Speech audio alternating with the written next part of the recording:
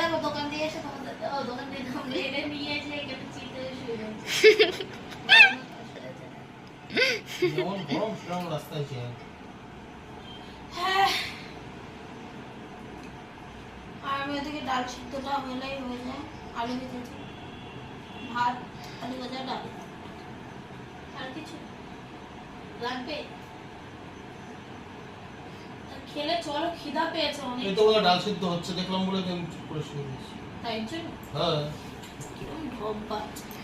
গরমে খেতে হবে খই আর দই আর কিছু না। খই আর দই নাকি? দই দিয়ে খই দিয়ে খেয়ে একটু শুয়ে থাকতে হবে। খানা খানা নীল পুজো যায়নি আম খাওয়া যাবে না। তা তেঁতুল দিয়ে খায় মানুষে টক ডাল, খায় না? তেঁতুল দিয়ে টক ডাল খায় না শোনা? হ্যাঁ কেজি আছে